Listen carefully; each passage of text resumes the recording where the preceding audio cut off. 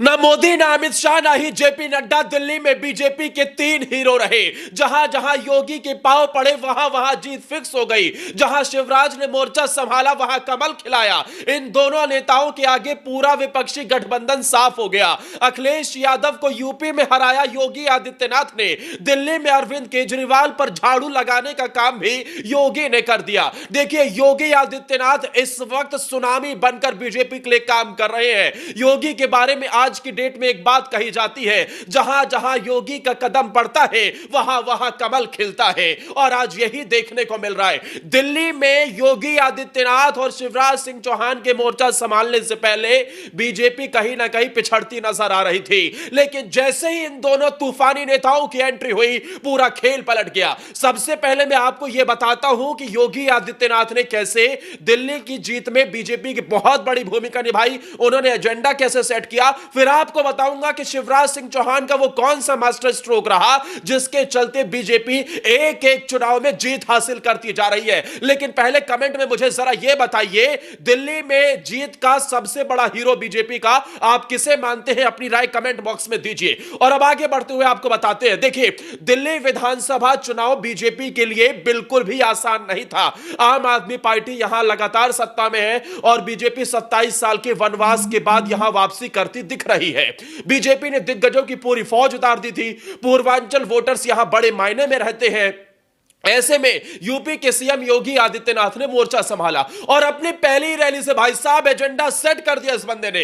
योगी आदित्यनाथ ने जब रैली को संबोधित किया तो साफ तौर पर कह दिया कि मैं अपनी पूरी कैबिनेट के साथ आज ही गंगा में प्रयागराज में स्नान कर आया हूं। दम हो अरविंद केजरीवाल तो अपनी कैबिनेट के साथ जाइए और दिल्ली की यमुना में स्नान कर आइए। वहीं से एजेंडा सेट हो गया था कि दिल्ली की यमुना प्रयागराज की गंगा के बीच में योगी ने नई बहस छोड़ दी है और उसी से केजरीवाल की हार फिक्स हो गई थी। केजरीवाल ने लाख कोशिशें की कि किसी तरीके से बचा सके, चुनाव आयोग पर निशाना साधा, हरियाणा के लोगों को घेर लिया, हरियाणा के सीएम ने भी पलटवार किया, लेकिन योगी के जाल से वो निकल नहीं पाए। देखिए, योगी आदित्यनाथ का स्ट्राइक रेट 100% रहता है। जम्मू कश्मीर में 4 सीटों पर चुनाव किया, जीत हासिल हुई। महाराष्ट्र में मोर्चा संभाला, 92% स्ट्राइक रेट रहा। झारखंड में मोर्चा संभाला, 92% स्ट्राइक रेट रहा। हरियाणा में 64% स्ट्राइक रेट रहा। और अब दिल्ली में योगी आदित्यनाथ ने 14 रैलियां की। 14 में से पश्चिमी दिल्ली खासतौर पर योगी आदित्यनाथ के फोकस में थी और उन सातों की सातों सीटों पर बीजेपी जीतती हुई नजर आ रही है। नजफगढ़, मुस्तफाबाद मुस्लिम सीट है, मुस्तफाबाद, वहां भी बीजेपी बंपर वोटों से जीत हासिल करती हुई दिखाई दे रही है। उत्तम नगर, ये तमाम सीटें जहां बीजेपी ने एक तरीके से आम आदमी पार्टी पर झाड़ू चलाने का काम कर दिया है।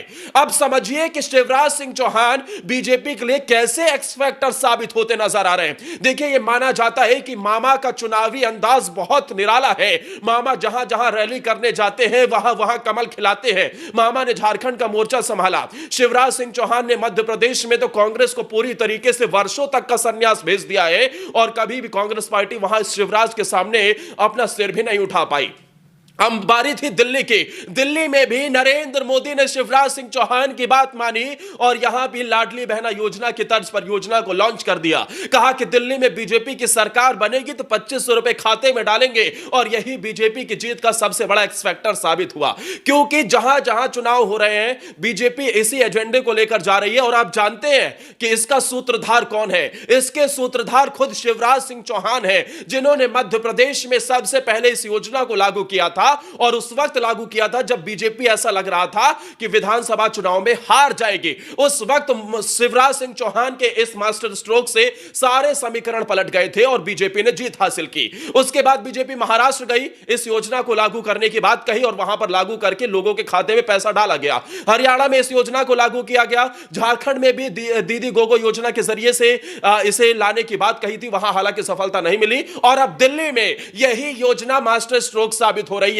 देखिए, शिवराज सिंह चौहान जो कहते हैं उसके पीछे विपक्षी पार्टियां भी उसी मुद्दे को लेकर आगे बढ़ रही थी, लेकिन बॉस शिवराज का चेहरा ऐसा है कि जनता का उस पर भरोसा है। और अब इन दोनों नेताओं के मास्टर स्ट्रोक के बाद मोदी ने ऐसा मोर्चा संभाला, एक एक जगह पर जाकर रैली की और नरेंद्र मोदी के चेहरे पर फिर से मुहर लगी है। यही 3 नेता रहे जिनकी बदौलत आज भारतीय जनता पार्टी ने दिल्ली में कमल खिलाने का काम किया है। 27 सालों का वनवास खत्म हो गया है, बीजेपी की सरकार बन रही है, आम आम आदमी पार्टी पर झाड़ू लग गई है और हाथ तो पहले से ही साफ है।